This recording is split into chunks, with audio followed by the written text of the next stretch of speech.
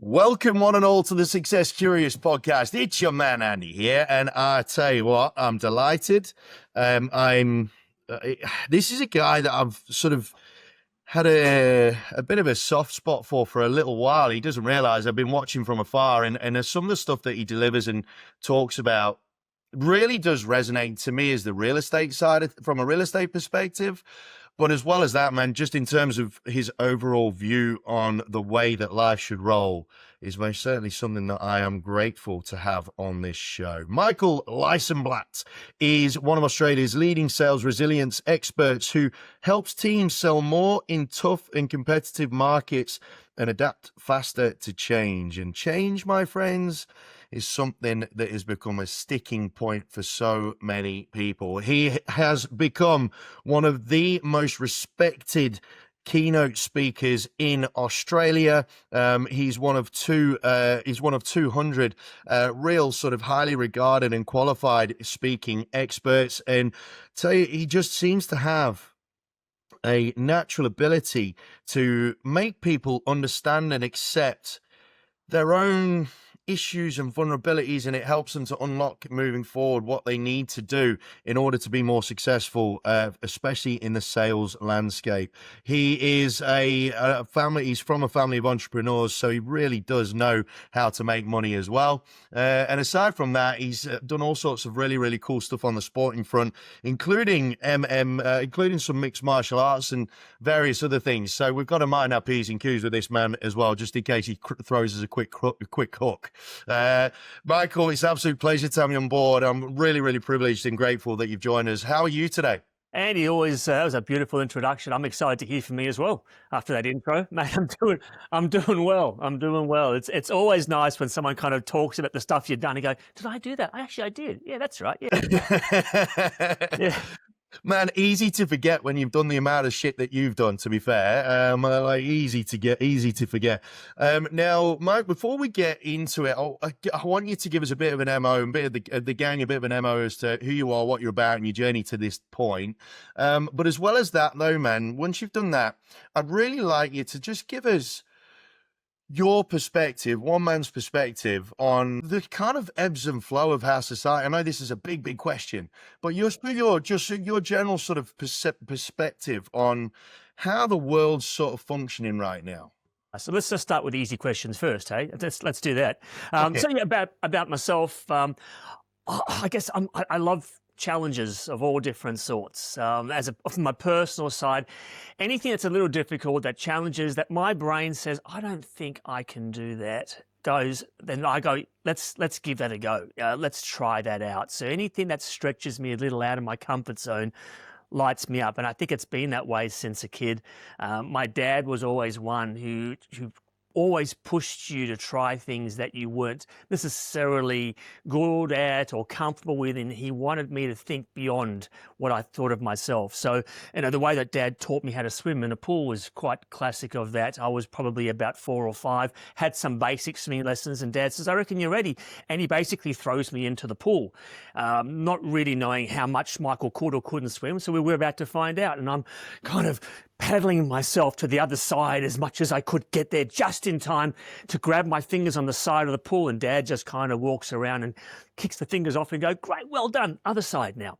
And it was very much about how his approach to life was what sort of sink or swim, and lovingly, but also that the best bit of life is just a little out of your comfort zone. And so that was that sort of approach to life from Dad. And Mum was very much very loving, but very honest. It was said if you wanted an honest opinion, you'd ask Elizabeth, because she would tell you what you needed to hear, even if you forgot to ask the question. And so I grew up in a family where Mum and Dad split early, but around Mum, she would help you see a bit of your true north when you were sort of telling yourself fibs or lies, maybe not fibs or lies, but when you were telling yourself a narrative as to why you couldn't, why things were difficult, Mum would just hit you straight between the eyes and just say, "Actually, Mike, the problem is you're just doing this, or you're saying this," and it was an interesting environment growing up into. And what that meant for me as a person is that I tended to enjoy challenges, and I'm a person who likes to think deeply about things, and I'd like to lean into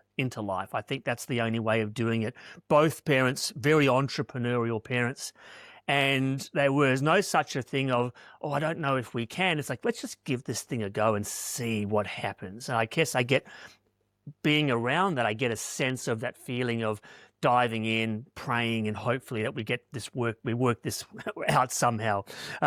Me as a professional, I take that bit of inspiration of trying new stuff out. I've been probably spent the last 30 years studying resilience, but resilience in the format of what helps us tick outside our comfort zones. When things are hard, when we deal with change, what does our brain do? What does our body do? What do our emotions do? And what can we do to reset that or to align that so that we can operate better under pressure, that we can recover quickly, perform better, that we can adapt faster?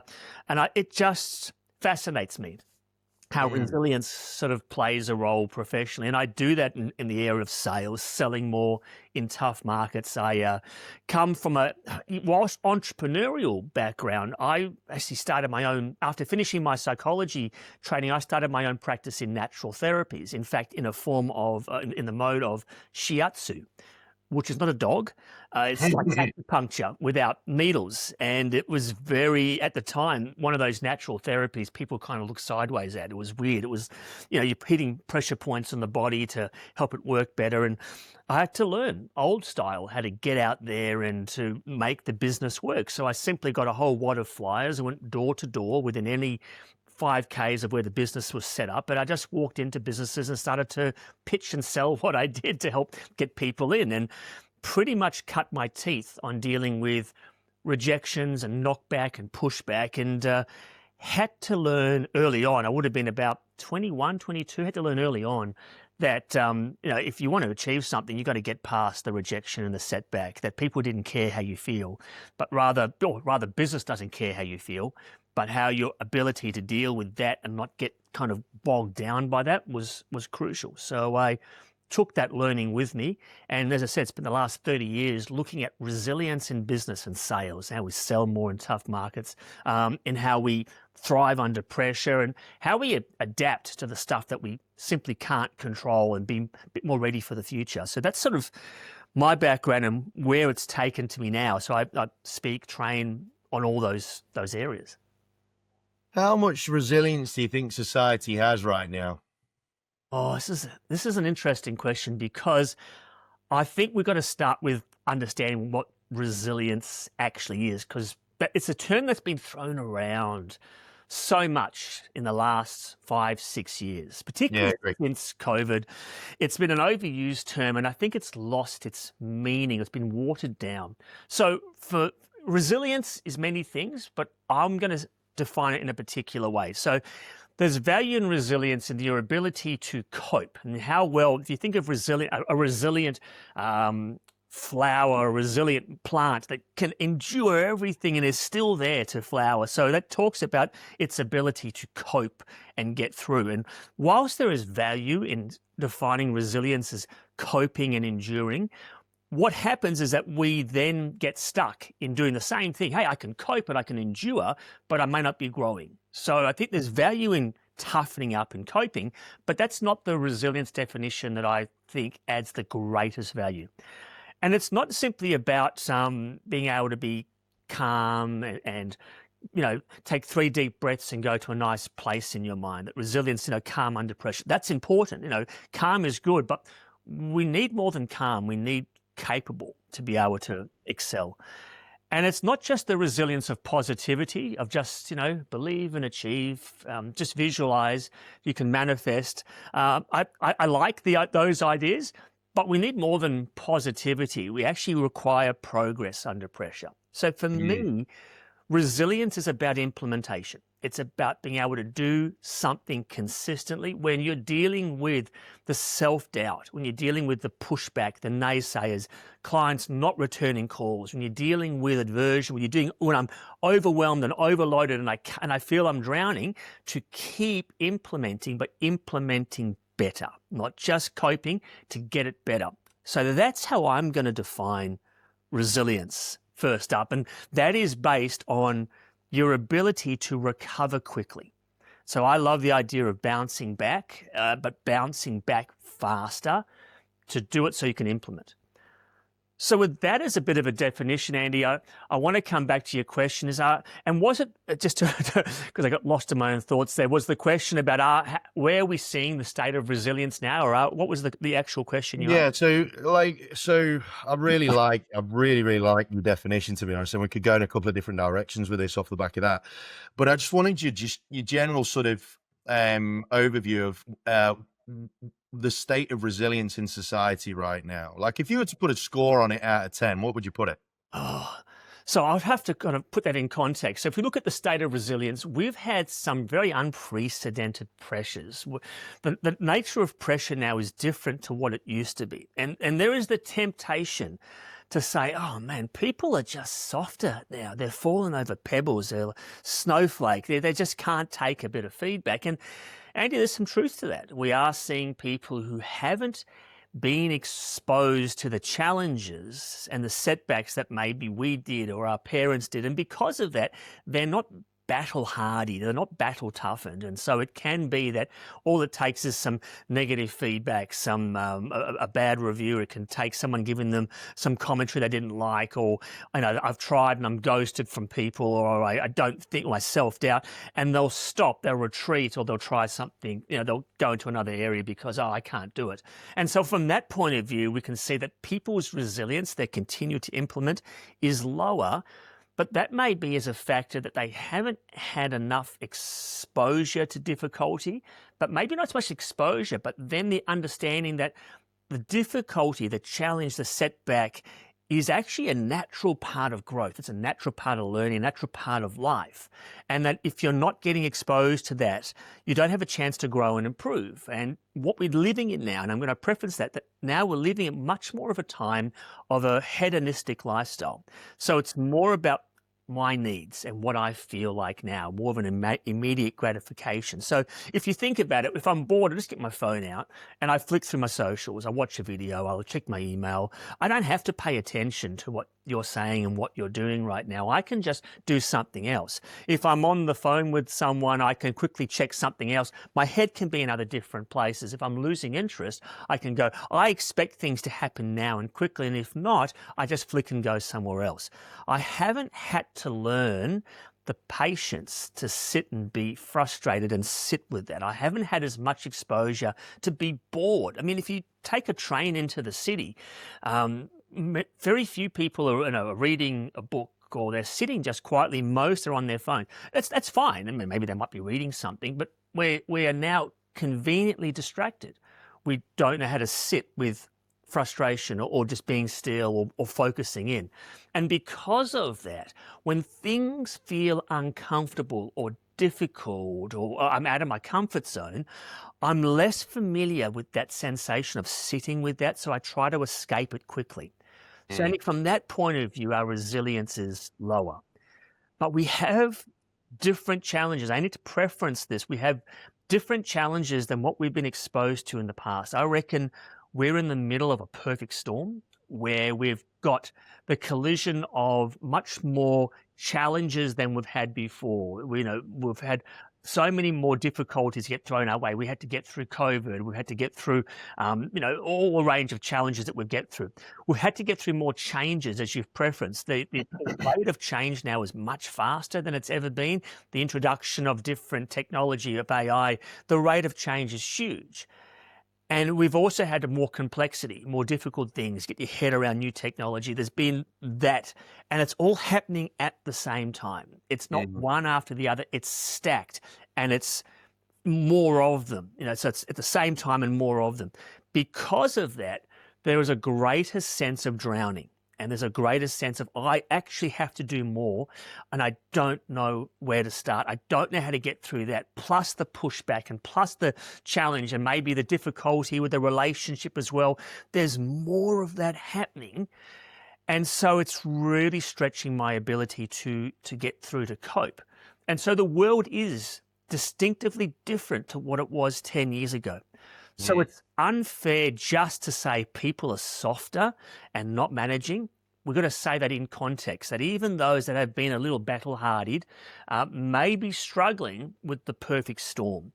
So to come back to your question, if I had to give it a number, I would actually give you a range. I am seeing that there are more at the 3 to 4 mark of resilience in that scale than I would expect to see. But I'm also pleasantly surprised that I'm seeing more between the 7 and the 8 as well, leading into the 9, those that are leaning in and trying to welcome. But I'm not seeing it top heavy that I would love to see it at. There's so many things to unpack in that, which is so good. I really want to talk to you about, you've said the word pressure on a number of occasions, and one really key topic that I really want to talk to you about is what are the differences between pressure and stress? Because pressure could be a great thing, but stress certainly can be a bad thing as well, right? So now, before I do that though, and before my editor gives me the arrows, I need to ask you the question that we ask all of our guests, which is what your definition of a successful human is. As always, I mention to everybody that there's 4 key components to it: success, connection, influence, and happiness, and they all live in a bit of an ecosystem where one can't survive without the other. What is your definition of success, Michael Licenblat? I reckon it's when someone, and I'm looking at these components, and I don't think it's a definition. I reckon if I look at a successful person, I'm seeing a person who's quite comfortably imperfect, a person who's happy to lean into life and go, I'm going to give this a go, a person who is relatively self-aware to go, I get where my shortcomings are. They're not high-fiving the world and kind of going, look at the house, look at the boat. They're going, I'm interested in getting a good quality of life. No problem with the financial trimmings, but I reckon when a person is achieving, they've just got this sense of what makes them tick, which is bigger than them. I really feel what I'm attracted to in a human being. The people that I want to be around are the ones that aren't about their personal success. They go, for me to be successful, I just want to elevate others. I want to see, who do I serve? Who can I help? That when their sphere is about, how do I help make someone better or make their world be nicer? That when kindness comes through, there you go. I hadn't really thought about this, but when kindness comes through as their leading foot, that to me is so attractive. When a person is egoless, when they want to know genuinely about who you are and what you're all about, and they want to connect, that is so magnetic to want to be around. And I think what makes a successful human is, at end of the day, and a good mate of mine, Ash, talks about this, who had military service. He said, having your head on the pillow at night and you're kind of happy with what you've said and what you've done, and you can live with the consequences of your actions, head on the pillow, end of the day, if you can sleep because of who you are and how you operate, then life is good. And I reckon that's one of the keys there.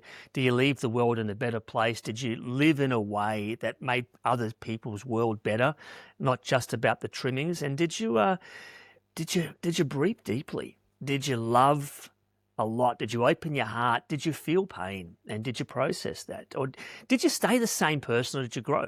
I mean, that's. Geez, you've opened a question here, and I knew you were going to ask this question, and I didn't know how I was going to answer it until you asked it.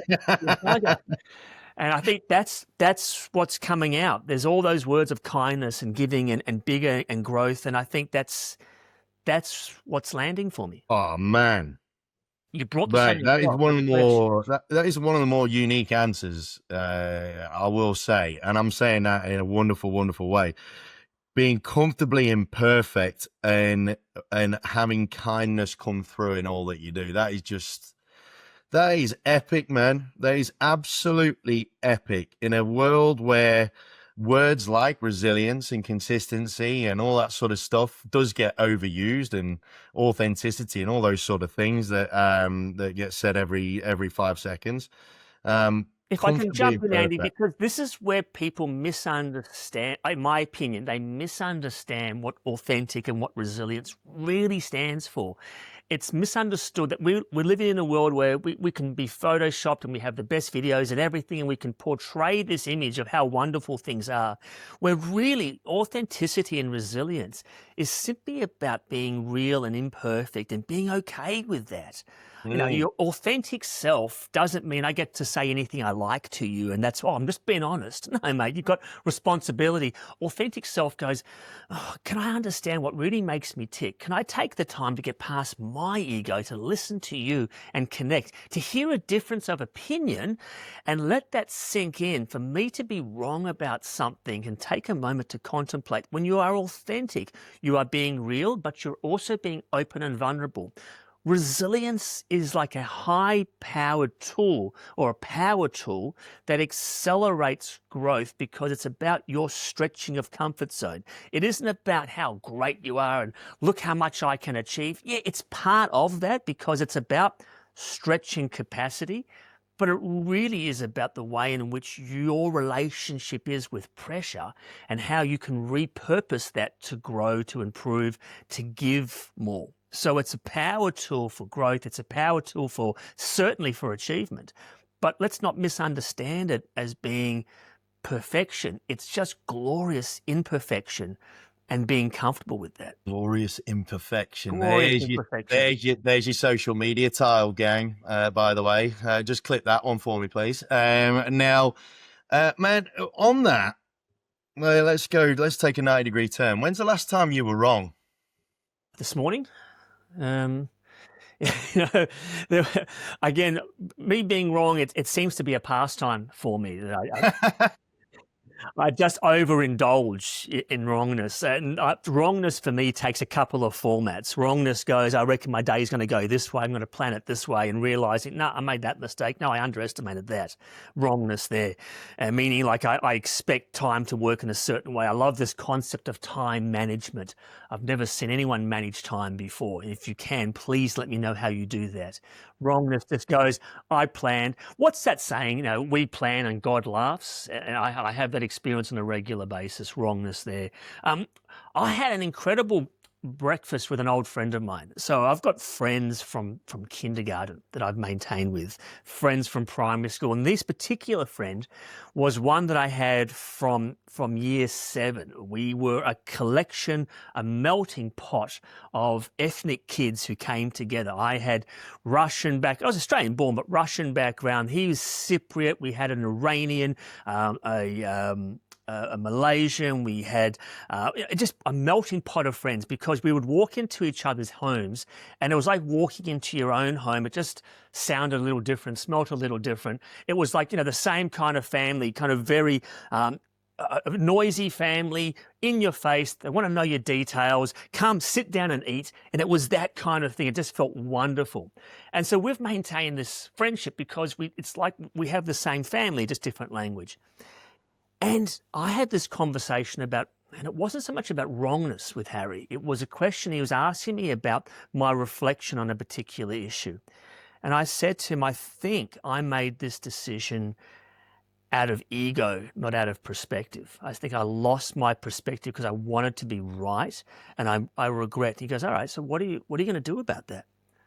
And he asked me this question. So rather than just sit in self-pity, he goes, so what are you going to do about that? And he wasn't trying to be a smart aleck. He wasn't trying to be the all-wise sage to tell me advice. He goes, I don't know. He goes, I don't know what you're going. I've never had experience with that. I just want to know, what are you going to do with that? And as a friend, what he's helped me do is not sit in self-righteousness. I could, and I feel I'm right.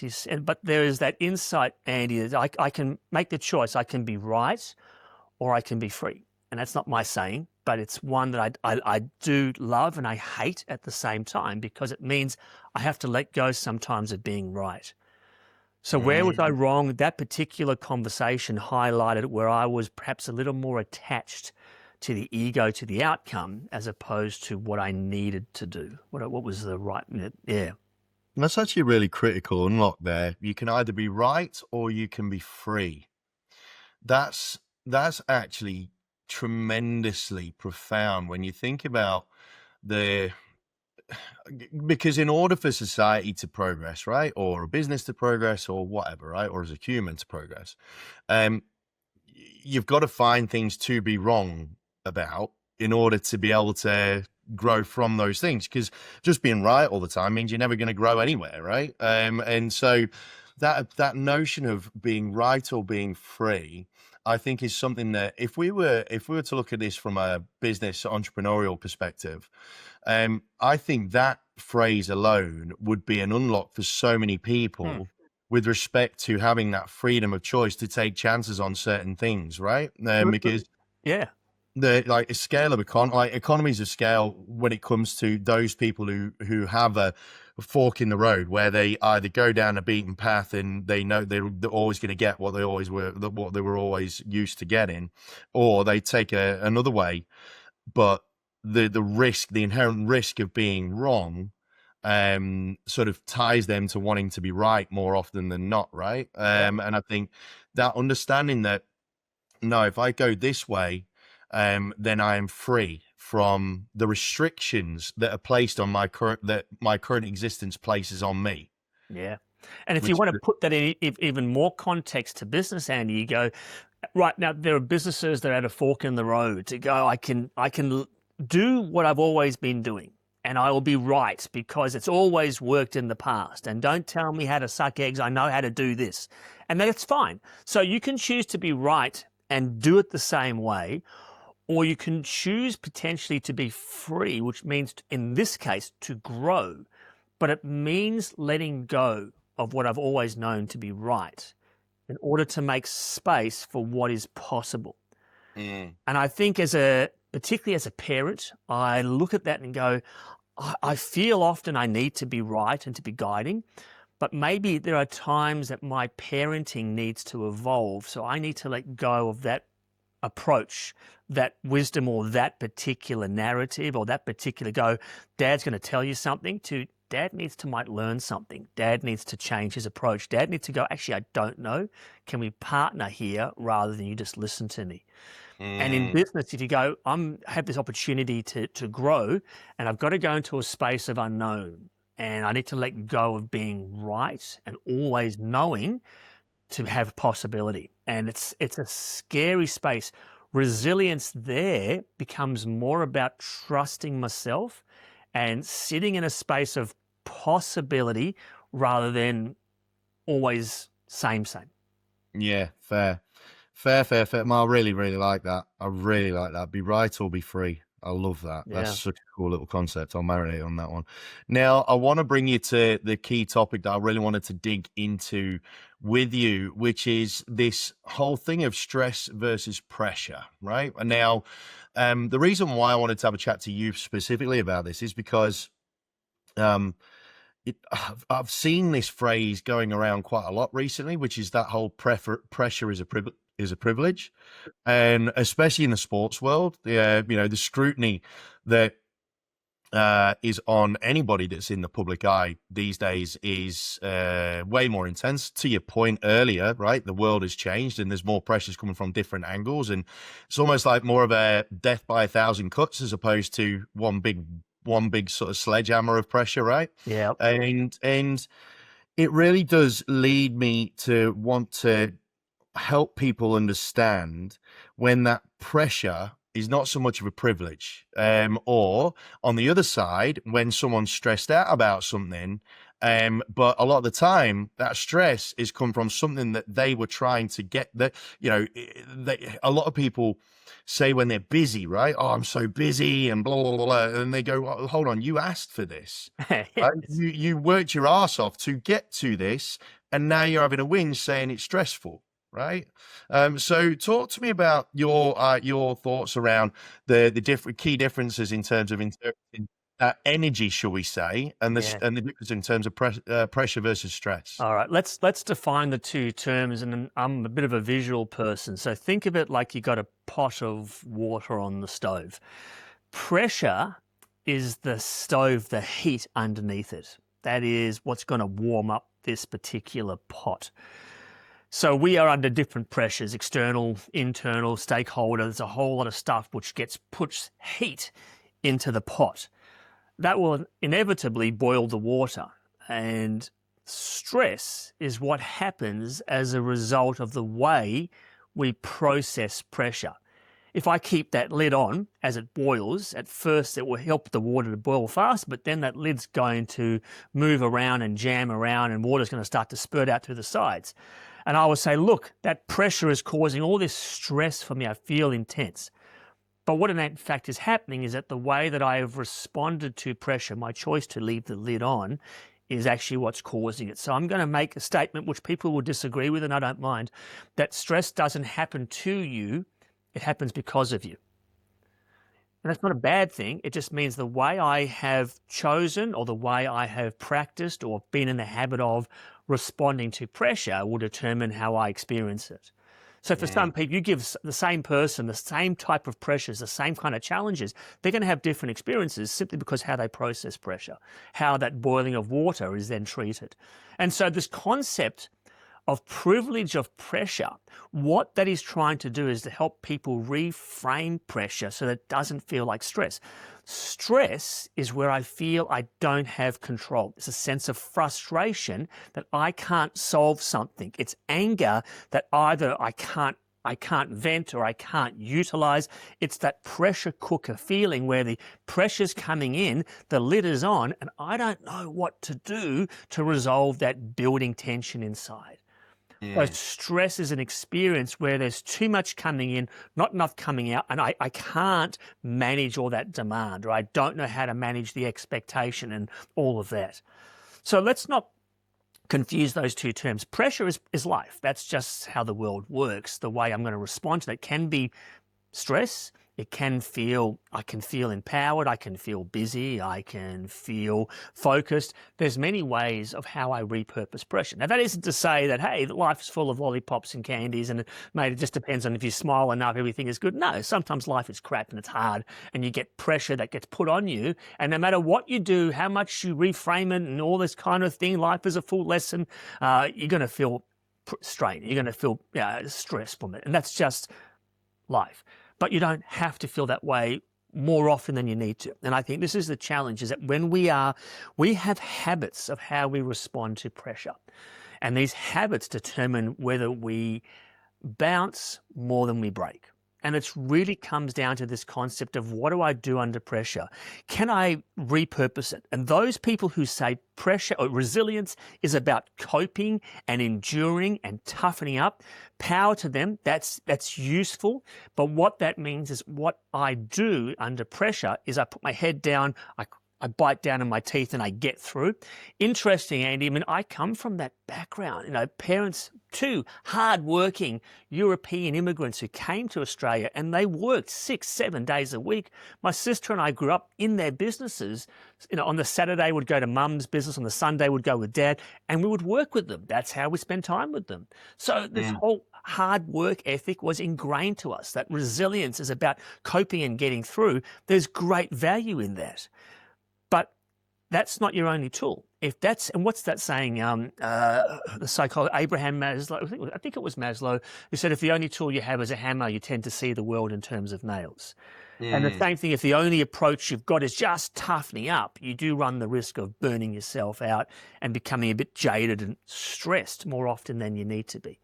And so I would put to you to go, there's constant pressure. And I think, as I said before, we've got this perfect storm of different pressure.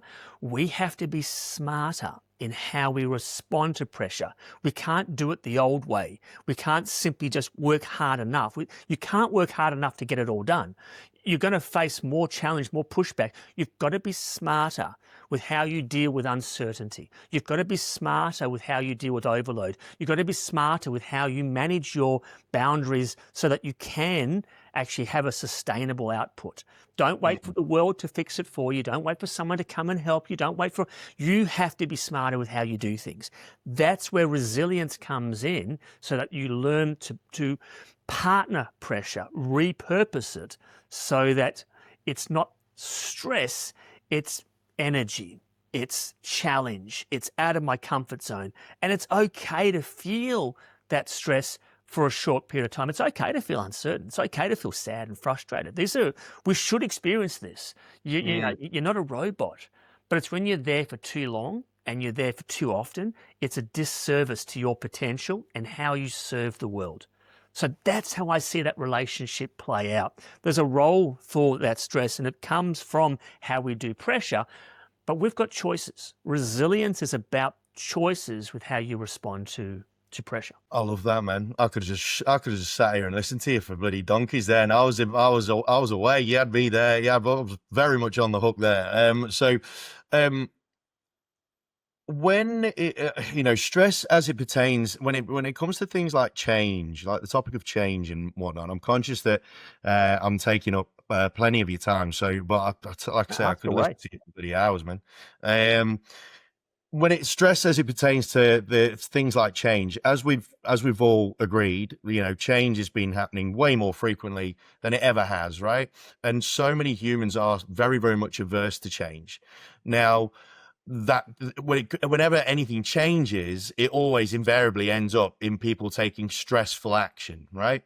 Now, your thoughts on this, like, and related it to what you just mentioned there about converting it into constructive or energy that can become useful from there on in.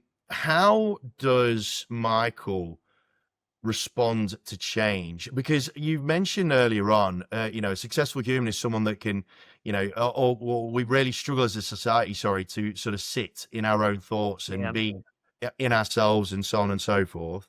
Whenever change happens, people invariably, that's like the last thing that they want to do. They want to try and, either get things back to the way they were or get things back to parity at ASAP. How would you deal with change, especially when it comes to those changes that induce a level of stress early on? Yeah, so you've got to take that little step back before you try and solve it to go, hang on, what's the response that I'm having to change? What's the response that my team or my family have to change? And why is that occurring? Because if we get that step first, then the approach makes a little more sense. So I think if we look at why, and you ask the question, why do we resist change?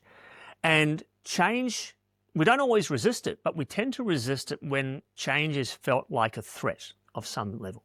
And it can be a threat to our consistency. See, our brain loves consistency. We love to be able to know how to do things in a consistent way. So, for example, as I'm talking, I can possibly write at the same time. I can drink some water at the same time, because my brain will put that on autopilot, those sorts of things, that I don't have to consciously think of it, which allows me to do more in less time and achieve better outcomes. The moment you start, the world, expectations, puts change on me, all of a sudden, those automatic things that I've put into little subroutines all have to be changed and reprogrammed. That stinks of work. And my brain goes, oh, do we have to change that? Can't we just do it the same way? Because that makes me have to slow down, which then goes to the next point, is that one of the other threats that change has is competency. I know I can produce a certain amount or a certain response, or I can handle certain workloads because of my knowledge or my understanding of this software system or how the process goes. The moment you say, hey, we're changing software, we've got to integrate AI, we've got to do this, we've got to do that, my competency gets undercut. And I start to feel I'm not able to produce the same work or the same relationships or the same income at the same standard, because now change is threatening how I do things. So I'm going to push back. I'm going to attend all the, sign the petition why we shouldn't do this, why we should keep things the same, simply because my competency is being threatened. We see this in schools, we see this in industry, simply if we can just keep it the same. And the problem with that is that the world is moving so quickly, if we don't adapt, that same not only just staying still, it goes backwards, because we're not actually keeping up with how people are operating now. So I'm being threatened about my consistency.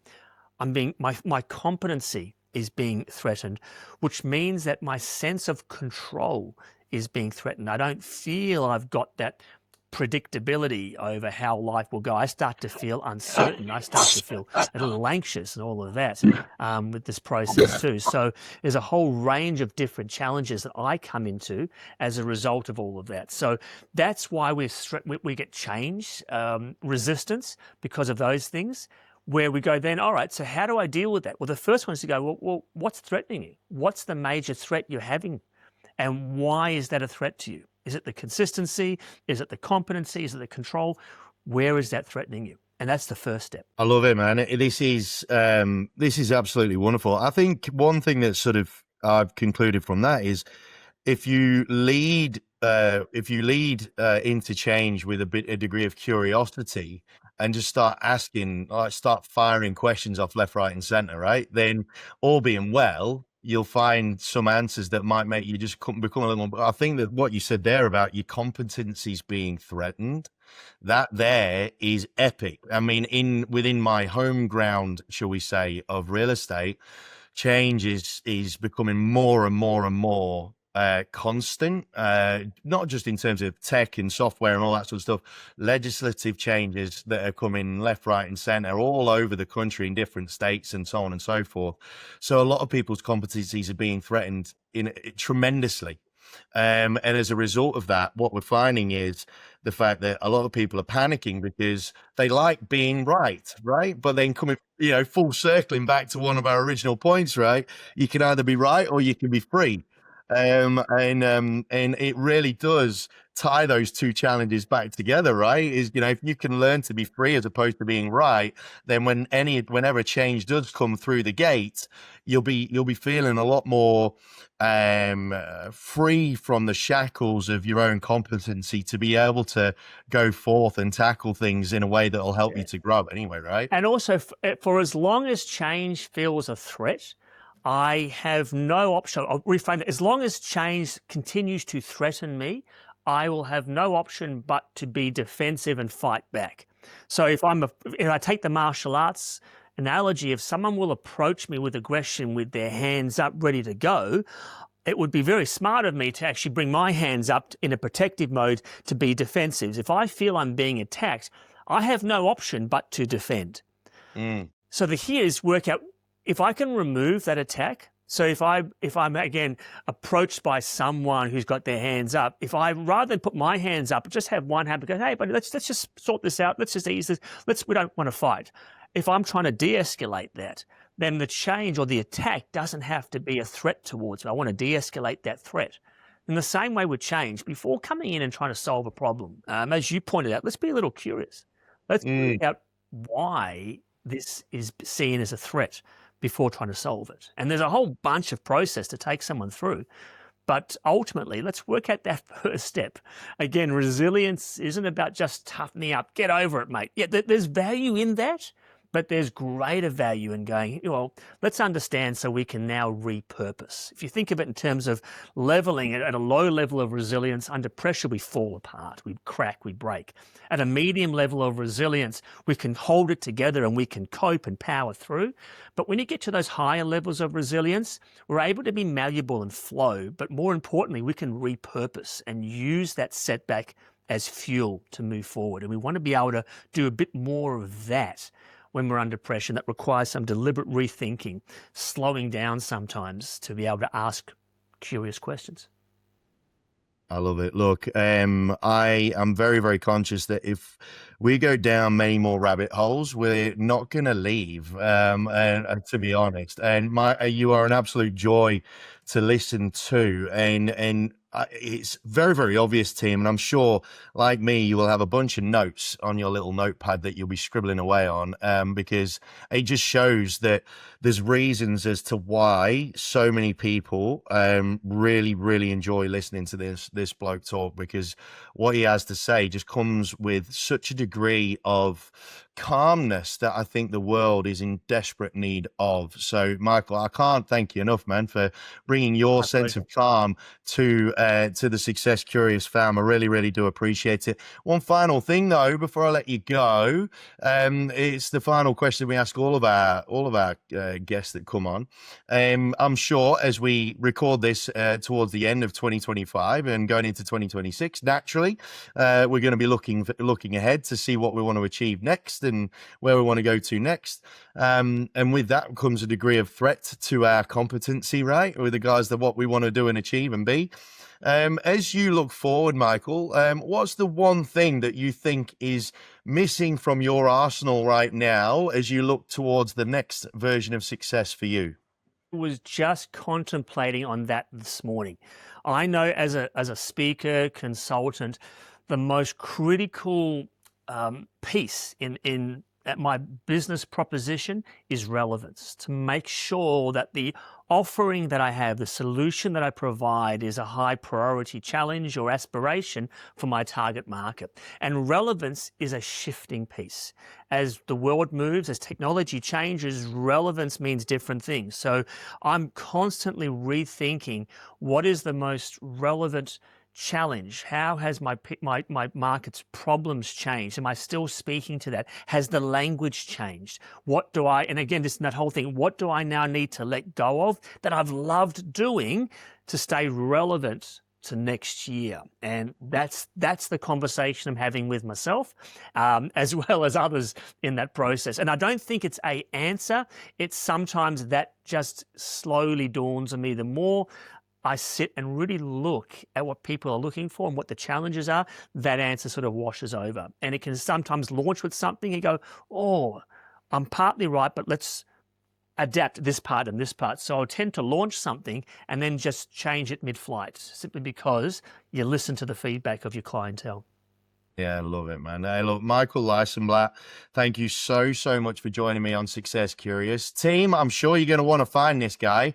So make sure that you go onto the show notes and click the various links that we'll be posting in there, because he's just a gentleman that you want to follow if you just want to feel calm in a sea of chaos that seems to be going around the world these days. He's definitely one of those lighthouses that you can just look towards for a bit of guidance to get you back to shore safely. Michael, thank you so much for your time. I really appreciate it. I'm sure all the listeners do too. And it's been a joy. Thanks for the invitation, mate.